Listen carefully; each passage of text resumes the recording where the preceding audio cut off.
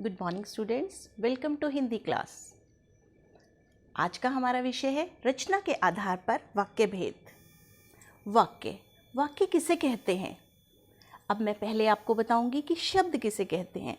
वर्णों के सार्थक समूह को शब्द कहा जाता है और वाक्य वह सार्थक ध्वनि है जिसके माध्यम से वक्ता बोलकर या लिखकर अपने भावों एवं विचारों को श्रोता के सामने प्रकट करता है।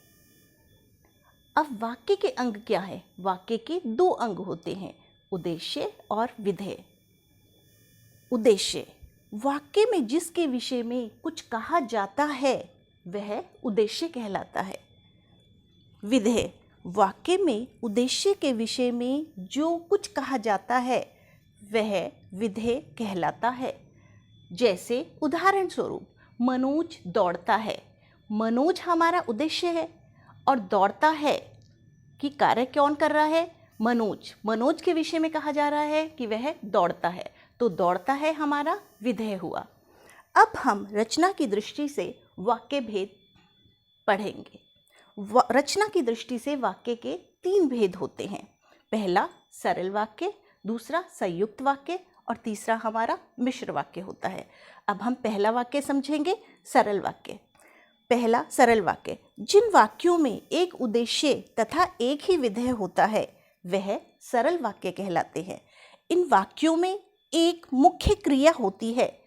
उदाहरण स्वरूप देखिए, रावण भूमंडल का स्वामी था। इसमें क्या है? इस वाक्य में एक उद्देश्य है रावण और बाकी का हमारा वाक्य क्या है? विधेय है। रावण हमारा उद्देश्य है, बाकी का वाक्य हमारा विधेय है, तो ये हमारा हुआ सरल वाक्य। अब हम आते हैं संयुक्त वाक्य पे। संयुक्त वाक्यों में दो या दो से अधिक उपवाक्य होते हैं। सभी उपवाक्य स्वतंत्र होते हैं, अर्थात किसी पर आश्रित नहीं होते हैं।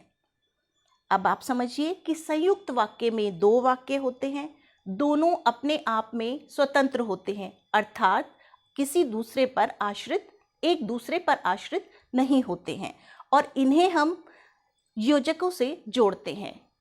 अब वह योजक हैं और, एवं, तथा, या, अथवा, इसलिए, अतः, फिर भी, किंतु, परंतु, लेकिन आदि। इन शब्दों की सहायता से हम संयुक्त वाक्यों को जोड़ते हैं। अब उदाहरण के स्वरूप देखिए, पिताजी ने मुझे पढ़ाकर सेना में भर्ती कराया। अब हमें इसे संयुक्त वाक्य में परिवर्तित करना है।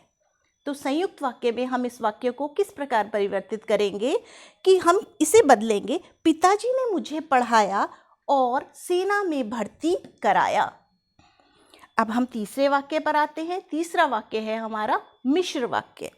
वे वाक्य जिनमें एक प्रधान उपवाक्य हो तथा एक या एक से अधिक उपवाक्य उस पर आश्रित हो।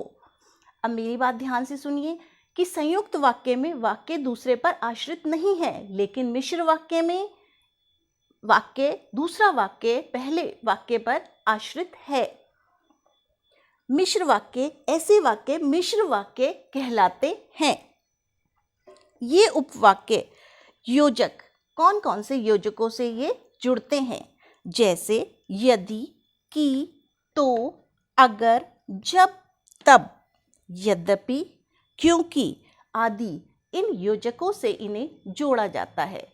अब आप कहेंगे योजक क्या होते हैं? योजक जिन्हें हम इंग्लिश में कनेक्टर्स कहते हैं। अब उदाहरण के लिए वाक्य देखिए, सच्चा व्यक्ति सफल होता है। अब इसे हम मिश्र वाक्य में किस प्रकार परिवर्तित करेंगे? जो व्यक्ति सच्चा होता है वह सफल होता है। Thank you. Next time I will give you assignment. I will give you some sentences and you have to convert them in संयुक्त and मिश्र वाक्य. Thank you. Bye bye.